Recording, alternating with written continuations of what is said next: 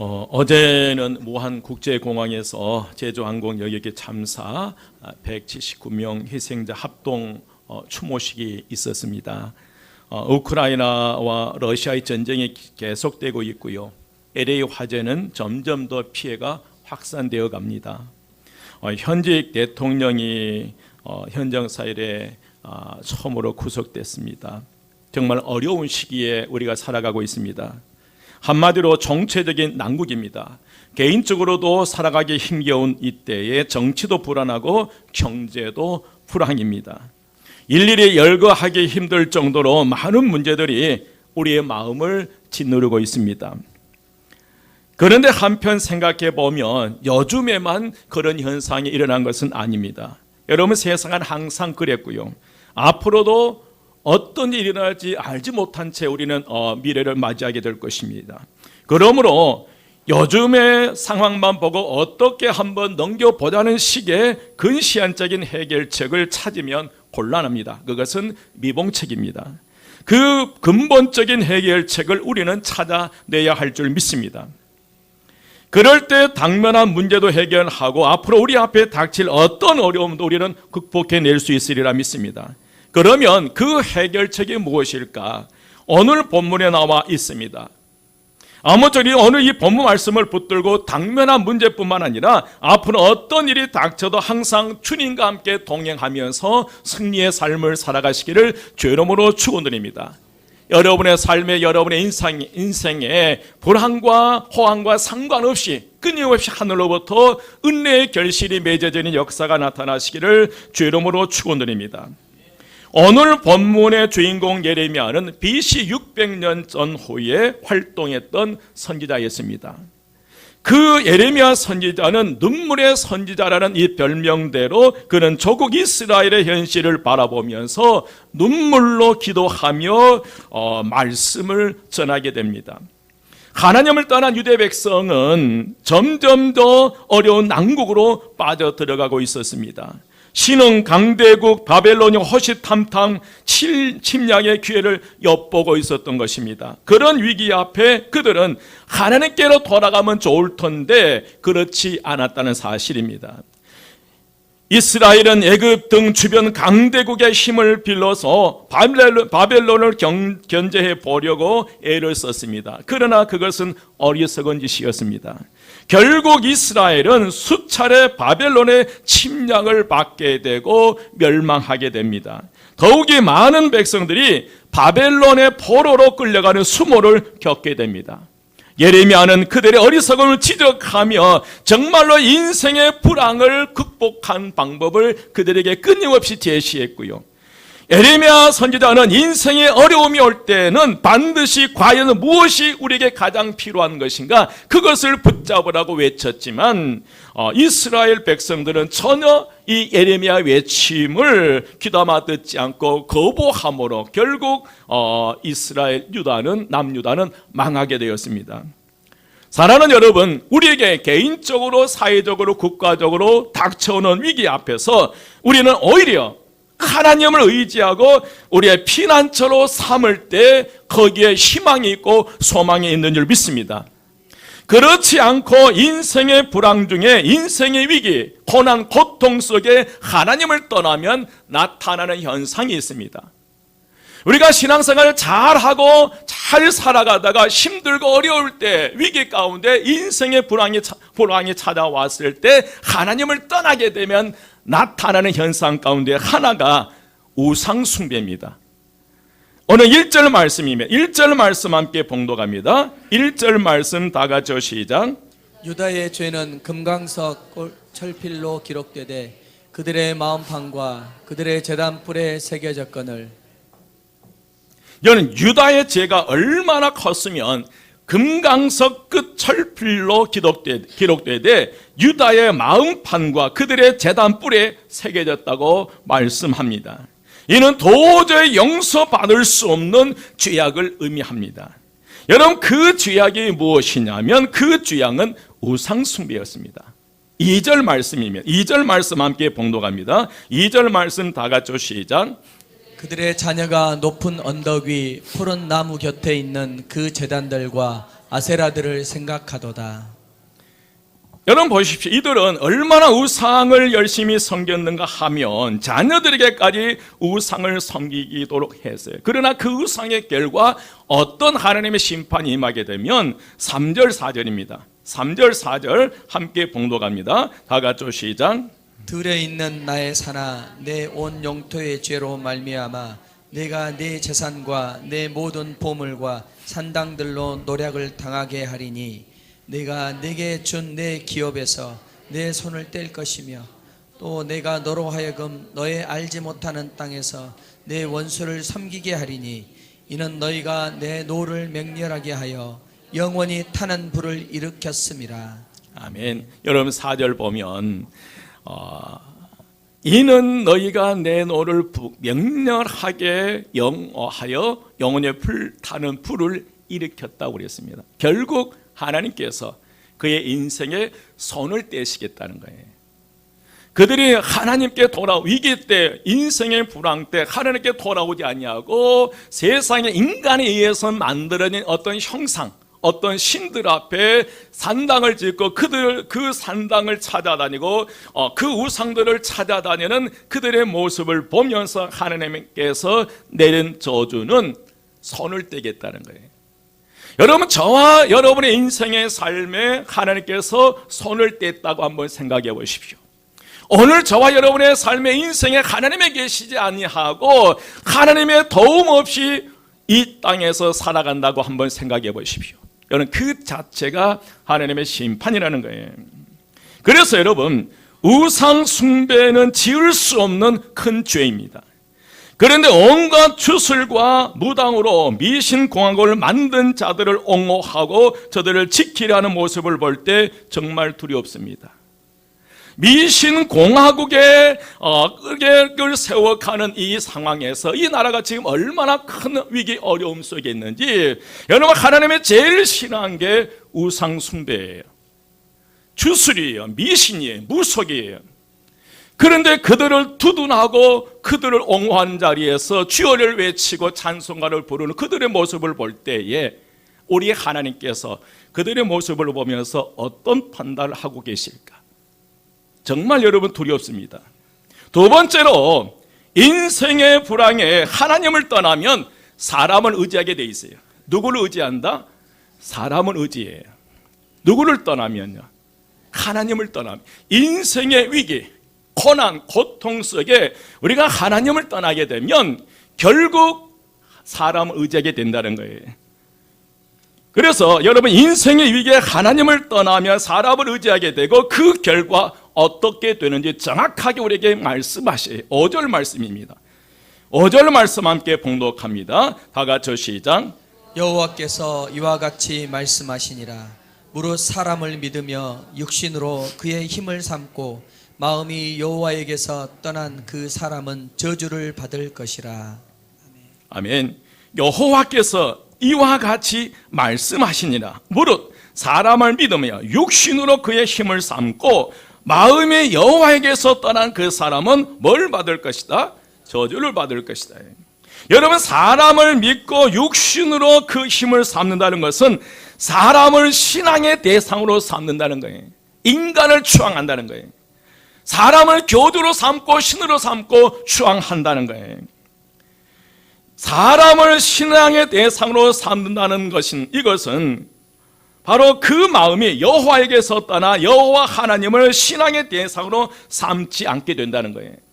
그러니까 내 중심에 하나님을 떠나면, 내가 하나님을 떠나면 내 중심에 하나님이 계시지 아니하고 사람을 의지하게 되고 육신으로부터 오는 세상 것을 의지하다 보니까, 세상의 어떤 권력과 힘을 의지하다 보니까 내 안에 하나님이 어떤 섬길 그런 마음이 전혀 없는 거예요.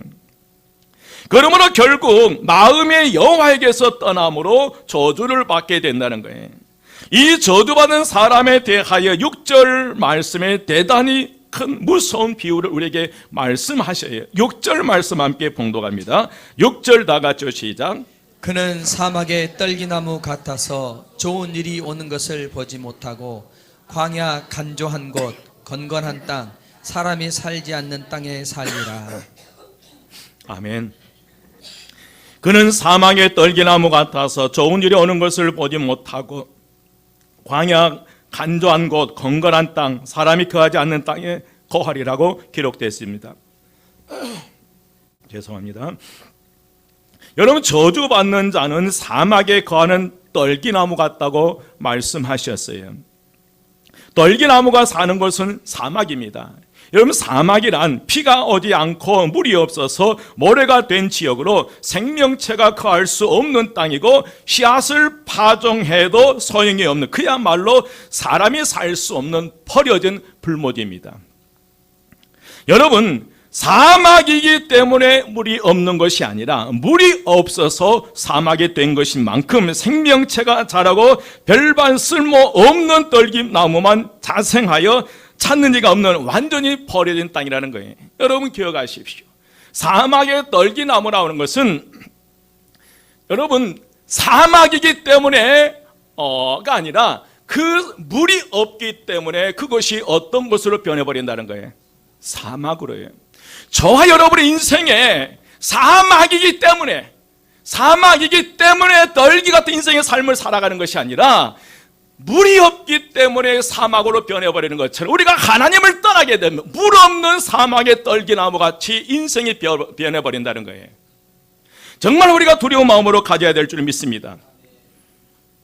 간조한 곳은 물기가 없는, 물이 없는 그런 곳이고요. 그리고 건건한 땅은 소금 땅을 의미합니다. 그런데 본문 6절 중반에 보면 좋은 일이 오는 것을 보지 못한다는 거예요. 어떤 일을 보지 못한다?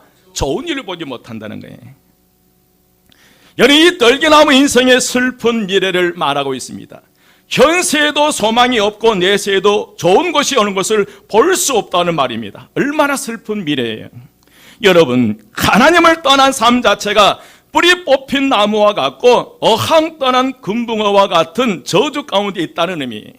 우리는 사람을 의지함으로 사막의 떨기나무 같은 인생을 살아서는 결코 아니 될 줄 믿습니다. 여러분, 우리가 하나님을 떠나면 잘 될 것 같고 인생의 불황 때에, 위기 때, 고난 때에 절대로 여러분 하나님 떠나서는 안 될 줄 믿습니다. 그 자체가, 하나님을 떠나는 그 자체가 저주고요. 그리고 그가 사막의 떨기나무와 같은 인생의 삶을 살아간다는 거예요. 그러면 우리가 인생의 불황을 만났을 때 우리는 어떠한 삶을 살아갈 것인가, 어떻게 살아갈 것인가, 그 첫 번째로 인생의 불황에서 절대로 하나님을 의지해야 됩니다. 누구를 의지해야 됩니다? 하나님이. 7절 말씀 함께 봉독합니다. 7절 다 같이 시작. 그러나 무릇 여호와를 의지하며 여호와를 의뢰하는 그 사람은 복을 받을 것이라. 아멘. 아멘.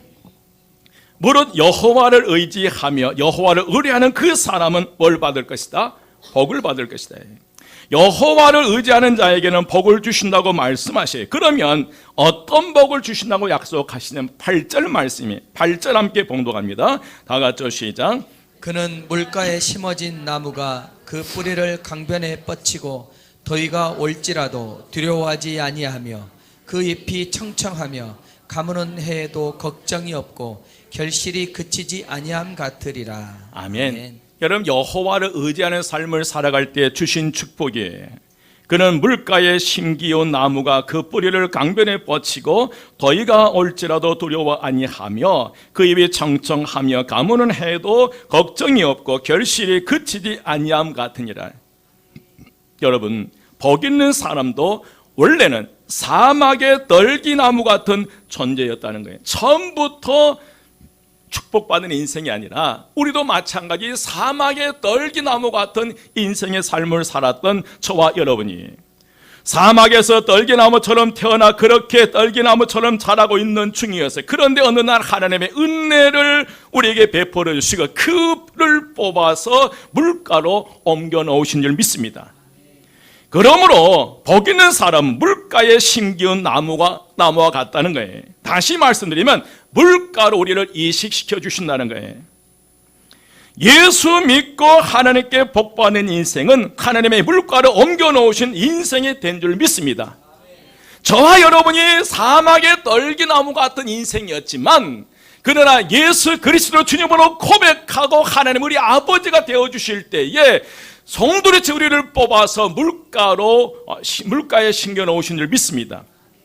그러면 이제 하나님의 자녀가 된 저와 여러분에게 세 가지 은혜를 주셨어요. 그 축복, 그 세 가지 혜택이 뭐냐면, 첫 번째로 더위가 올지라도 두려워하지 않습니다. 한번 따라서 합니다. 더위가 올지라도 두려워하지 않습니다. 어려움이 여러분 없는 건 아니잖아요. 우리 인생의 삶에 하나님 믿는다고 해서 어려움이 없는 건 아니에요. 그러나 살아가다 보면 어려움이 있지만, 그러나 뿌리가 수온에 깊게 뿌리 내려 있기 때문에 인생의 불황을 두려워하지 않는다는 거예요. 우리가 살아가다 보면 상상을 초월할 정도로 어려움이 우리 앞을 가로막고 그 인생의 장애물들이 우리 앞을 가로막고 있지만, 생각지도 못했던 어려움들 우리를 엄습하지만, 그러나 그럼에도 불구하고 두려움이 있지만, 그러나 결코 두려워하지 않는 것은 저와 여러분의 믿음의 뿌리가 하나님을 향해 뻗어 있기 때문인 줄 믿습니다. 아멘.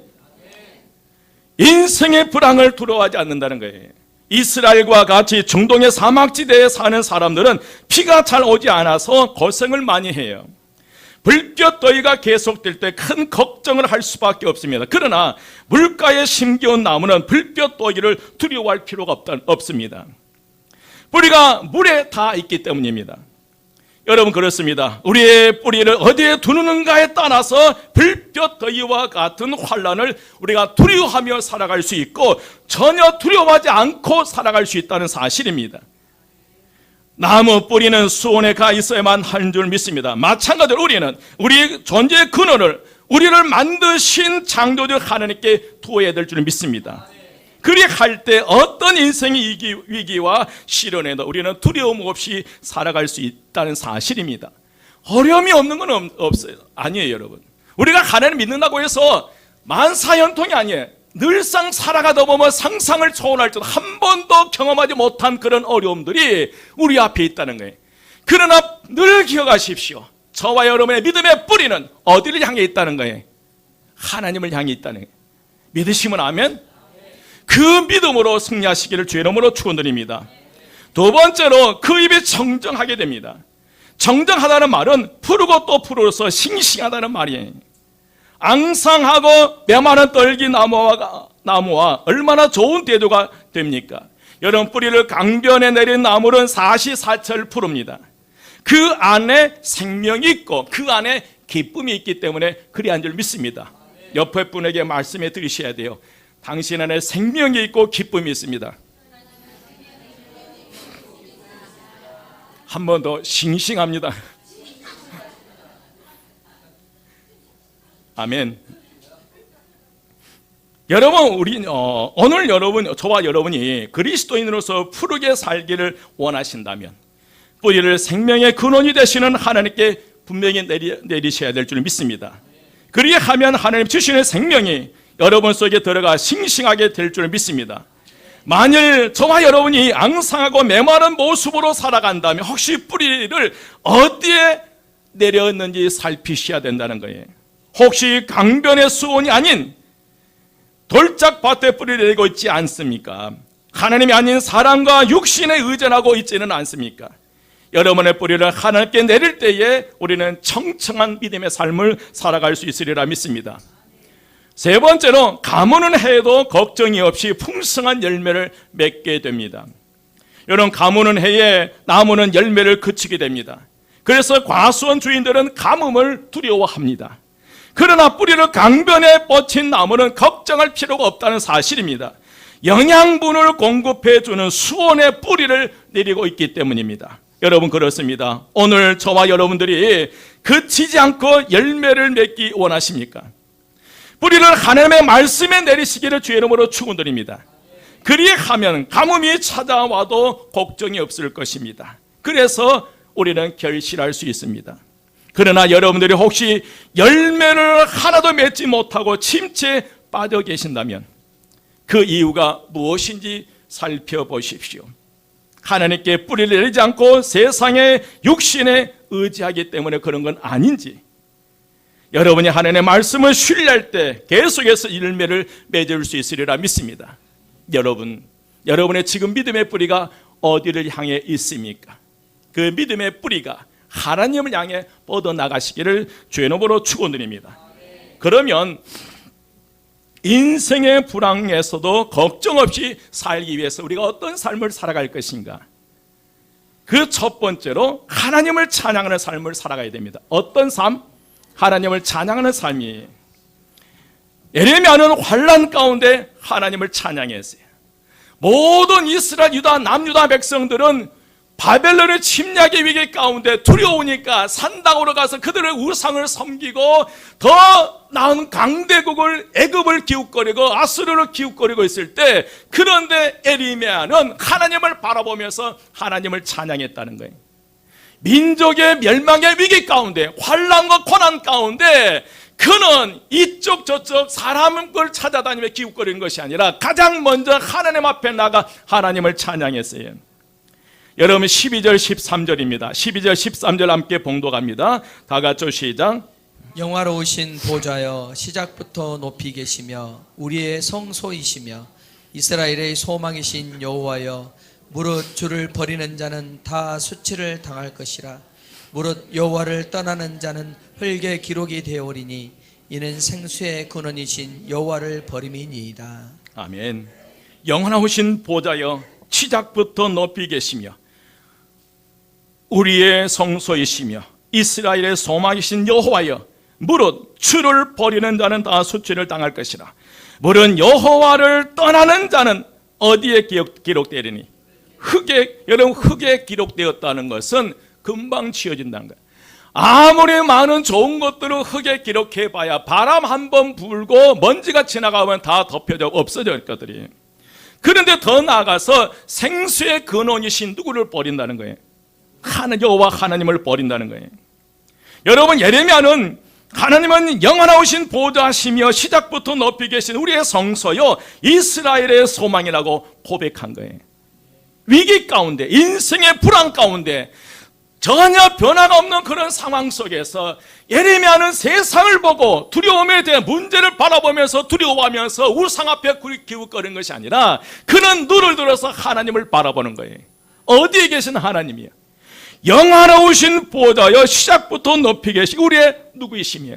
성소이시며 보좌에 앉아 계신 그 주님을 바라보면서 찬양한 줄 믿습니다. 예레미야는 그런 고백이에요.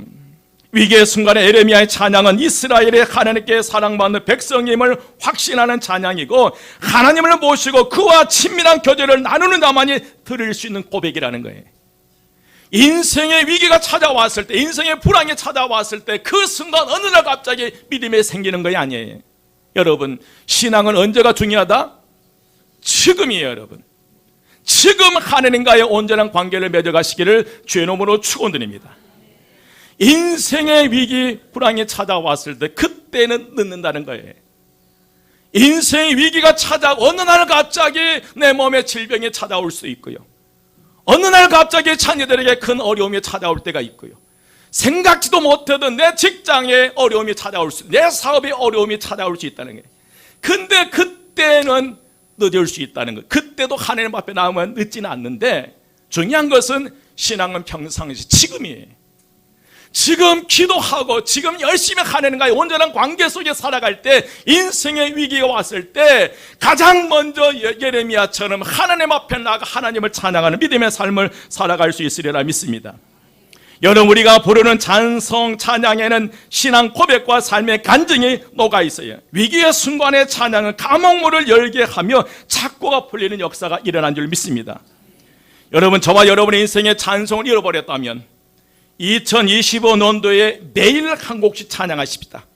매일 언제 찬양하십시다. 이 다음에 천국 가세요? 지금 매일 여러분 약속하십시다. 적어도 하루에 한 곡 정도는 내가 뭐 하고 넘어가겠다. 찬양하십시다. 내 입술에도 찬양이 나오지 아니하면, 기도가 나오지 아니하면 원망과 불평이 나와요. 원망과 불평은 절대로 문제가 해결되지 않습니다. 원망과 불평은 상황을 전혀 변화시키지는 못해요. 그러나 기도와 찬양은 감옥문이 열리는 역사가 일어난 줄 믿습니다. 그래서 25년도에 가장 먼저 여러분 찬양 많이 하십시오. 어떤 집사님이 저에게 그런 간증을 했어요. 목사님, 작년에 찬송가를 처음부터까지 다 불러봤다는 거예요. 그래서 잘하셨다 그랬어요. 한 번도 불러보지 못한 찬송을 계속 불러봤다는 거예요. 여러분, 입술에 찬송이 멈추면 안 됩니다. 옆에 분에게 함께 찬양하십시다. 두 번째로, 여러분, 위기의 순간에 기도하는 삶을 살아가야 된다는, 어떤 순간에? 인생의 불황이 찾아왔을 때 위기의 순간에 우리는 하나님 앞에 나아가 기도해야 된다는, 어떻게 기도할 것인가? 여러분, 14절 말씀 함께 봉독합니다. 다 같이 시작. 여호와여, 주는 나의 찬송이시오니 나를 고치소서. 그리하시면 내가 낫겠나이다. 나를 구원하소서. 그리하시면 내가 구원을 얻으리이다. 아멘. 여호와여, 주는 나의 찬송이시오니 나를 고치소서. 그리하시면 내가 낫겠나이다. 나를 구원하소서. 그리하시면 내가 뭘 얻겠나이다. 구원 얻겠나이다. 아멘. 예레미야는 고치시고 구원하신 분은 하나님 한 분뿐이라는 것을 알았기에 그는 이렇게 간구할 수 있었어요. 여러분, 우리가 믿는 하나님은 어떤 하나님인지 알지 못한다면 위기, 어려움이 왔을 때 가장 먼저 무당에게 찾아가고 점쟁이에게 찾아가는 거예요. 그리고 이 사람 저 사람 만나러 찾아다니는 거예요. 그러나 예레미야는 안 거예요. 그래서 그는 하나님 앞에 나가서 여호와여, 주는 나의 찬송이시오니 나를 좀 고치소서. 그리하시면 내가 낫겠나이다. 나를 구원하소서. 그리하시면 내가 구원을 얻으리이다. 여러분, 하나님을 제대로 알고 그분만을 찬양하는 사람은 이 세상을 사는 동안 어떤 일을 당하든지 하나님 앞에 무릎 꿇고 기도할 수밖에 없다는 거예요. 우리의 삶 가운데 현재 모든 환란이 하나님을 버리고 떠났기 때문에 발생했다면 그분께 구원해 달라고 애원하는 모습이야말로 진정한 성도의 모습이라고 우리가 생각할 수 있다는 거예요. 지금 발생되는 모든 것들이 결국 이 나라가 누구를 떠났기 때문이에요. 하나님을 떠났기 때문이에요. 하나님을 떠났기 때문에 이런 위기 어려움을 찾아오는 거예요. 그럼 우리는 다시 하나님께 나가야 될 줄 믿습니다. 환란 중에 기도는 천사들이 역사하지만 환란 중에 원망과 불평은 마귀가 역사하는, 한번 따라서 합니다. 환란 중에 기도는 천사들이 역사하지만 환란 중에 원망과 불평은 마귀가 날뛴다. 여러분 보십시오. 이 나라에 진영과 나눠져서 원망과 불평이 가득하니까 마귀들이 날뛴 거예요. 무엇이 진실인지 사실인지 모른 채 어떻게 살아가야 될지. 그러나 여러분, 우리 하나님 믿는 사람은 하나님 앞에 나와 기도할 때에 공의와 정의가 세워지도록 기도해야 될 줄 믿습니다. 고난 중에 바울과 실라의 기도는 감옥문을 열었고 착고가 풀렸어요. 여러분, 모세가 하나님의 지팡이를 들고 산꼭대기에 기도할 때에 여호수아의 군대가 승리했어요. 오늘 여신도 주일입니다. 우리 여신도의 모든 분들은 위기 앞에, 어려움 앞에 원망과 불평이 아닌 가장 먼저 모세처럼 하나님의 능력의 지팡이를 붙잡고 산꼭대기를 올라와 기도할 때에 천사가 춤추며 역사해 주시리라 믿습니다. 그런 하나님의 사람들이 되시기를 주의 이름으로 축원드립니다. 세 번째로, 하나님의 말씀을 붙잡고 살아가야 한다는 거예요. 뭘 붙잡고? 말씀이. 15절 말씀이 함께 봉독합니다. 15절 다 같이 시작. 보라, 그들이 내게 이르기를 여호와의 말씀이 어디 있느냐, 이제 임하게 할지어다 하나이다. 아멘. 아멘. 여러분, 이것은 마치 예수님께서 십자가에 달리셨을 때 유대인들이 지금이라도 십자가에 내려오라며 조롱하는 모습과 흡사해요. 이스라엘 백성들이, 남유다 이스라엘 백성들이 위기 앞에서 산당의 우상 앞에 기울리게 되고 무속인과 점쟁이를 찾아다니고 그의 인생을 맡기고, 그리고 이 사람 저 사람 찾아다니면서 그러면서 이들이 외치기 하나님의 말씀이 어디냐. 그들은 한 번도 위기 앞에 하나님 의지하고 하나님 앞에 나와 기도하지 않고 찬양하지 않았던 그들이 인생의 위기 앞에서 하나님의 말씀이 어디 있냐고 비아냥거린 거예요. 여러분, 하나님의 살아계심을 체험하셔야 돼요. 아멘. 하나님은 살아계셔요. 여러분, 자녀들에게 보일 수 있는 뭘 보이실래요? 내가 우리 부모님들, 우리 사랑하는 자녀들이 분명히 신앙생활을 하고 있는데 인생의 위기 앞에서 무당들을 찾아가고 점쟁이를 찾아간 다음에 자녀들을 어떤 모습으로 보겠어요? 부모님들이 자녀들을 어떤 모습으로 보겠어요? 오늘 말씀이 보라 그들이 내게 이르기를 여호와의 말씀이 어디 있느냐 이제 임하게 할지라고 하나이다. 여러분, 유다의 패역함은 어디서 왔습니까? 유다의 패역함은, 유다의 멸망은 하나님의 말씀의 극인에서 왔다는 거예요. 여러분, 시험은 어디서 옵니까? 우리가 하나님의 말씀을 떠날 때 거기에 시험이 온다는 거예요. 예수님께서 40일 금식기도 후에 마귀로부터 시험을 받으실 때에도 정확하게 말씀으로 마귀를 물리치셨습니다. 여러분, 맞이하는 새해는 다시 하나님의 말씀을 붙잡고 승리의 삶을 살아가시기를 주의 이름으로 축원드립니다. 매일 찬송가 한 곡, 매일 적어도 성경 한 장 이상은 읽으십시다. 그 말씀 속에 찾으십시오. 여러분. 네 번째로, 우리 주님께서 인생의 불황에 진정한 피난처가 되어주신다고 고백하셔야 된다는 거예요. 내 인생의 진정한 피난처는 나의 주님이십니다. 내 진정한 피난처, 내 가정의 진정한 피난처는 우리 주님이십니다. 이 고백이, 이 신앙 고백이 있으시기를 주의 이름으로 축원드립니다. 17절 말씀이 함께 봉독합니다. 17절 다 같이 시작. 주는 내게 두려움이 되지 마옵소서. 재앙의 날에 주는 나의 피난처시니이다. 아멘. 오늘 예레미야를 통해 진정한 피난처가 어디인지 우리에게 분명히 가르쳐 주십니다. 사람들에게 핍박을 받은 예레미야는 재앙의 날에 주님이 자신의 피난처가 되시기를 간구하고 기도합니다. 재앙의 날에 진정한 피난처는 하나님이신 줄 믿습니다. 인생의 불황에, 위기에, 고통과 고난 속에 진정한 우리의 피난처는 우상이 아니고 인간이 아니고요, 우리 하나님이신 줄 믿습니다. 사랑하는 여러분, 인생에는 항상 고난이 닥쳐오고 불황이 있습니다. 문제는 인생의 주관자이신 하나님과의 관계에 항상 물가에 심기운 나무처럼 하나님께 깊이 뿌리를 내리고 삶을 살아가야 될 줄 믿습니다. 하나님께 우리는 붙어 있어야 됩니다. 그러면 불황이든 호황이든 상관없이 우리는 승리의 삶을 살아갈 수 있으리라 믿습니다. 이제 말씀을 맺으려고 합니다. 여러분, 바닷물이 말랐다는 말을 들어보신 적이 있습니까? 근원은 결코 마르지 않습니다. 하나님은 우리의 생명의 근원이신 줄 믿습니다. 이스라엘 백성들이 불행이 뭐예요? 생명의 근원이신 여호와를 뭐 한 거예요? 버린 거예요. 13절 말씀 여러분 다시 한번 보십시다. 13절 말씀, 이스라엘의 소망이신 여호와여, 무릇 주를 버리는 자는 다 수치를 당할 것이라. 무릇 여호와를 떠나는 자는 흙의 기록이 되오리니 이는 생수의 근원이신 여호와를 뭐 하였나이다? 버렸나이다. 여러분, 우리는 우리의 생명의 근원이신 하나님을 꼭 붙들고 살아가시기를 2025년도에 가장 힘들고 어려운 그때에도 더욱더 하나님을 붙잡고 나가시고 의지하고 의뢰하며 나가시기를 주의 이름으로 축원드립니다. 그러므로 사람이나 물질을 하나님 대신 믿고 의지하여 사막의 신기운 떨기나무처럼 나도 고통을 당하고 남에게도 고통을 주는 저주스러운 인생의 삶을 살아서는 안 되는 줄 믿습니다.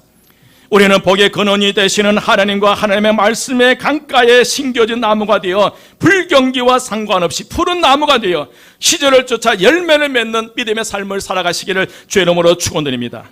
주의 제단에 심기워지고 하나님의 궁정에서 흥왕하는 복을 받아 누리시는 저와 여러분 되시기를 주의 이름으로 축원드립니다.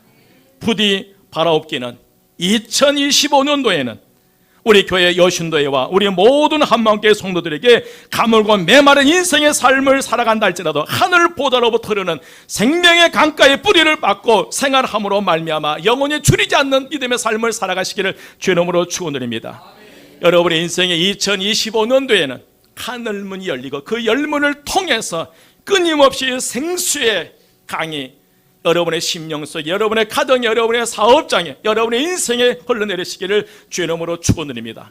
그로 인해서 결실이 멈추지 않도록요, 함께 8절 말씀 함께 봉독하고 마치겠습니다. 8절 말씀 함께 고백합니다. 다 같이 시작.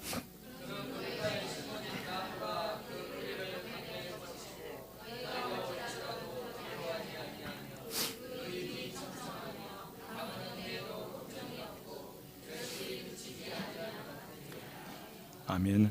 사랑의 하나님, 길이요 진리요 생명이 되신 우리 주 예수 그리스도의 은혜와 하나님의 크신 사랑하심과 성령님의 감화 감동 충만 역사하심이 이제 예레미야의 믿음의 고백이 내 말을 삼고 세상 속에서 탁월한 믿음의 삶을 살기 원하는, 늘 생수의 강이 흘러넘침으로 결실이 끊어지지 않는 기대감 속에 하나님의 은혜와 축복 가운데 누리며 살기 원하는 저희 모든 성도들 머리 위에 지금부터 영혼까지 함께 하시기를 간절히 축원드리옵나이다. 아멘.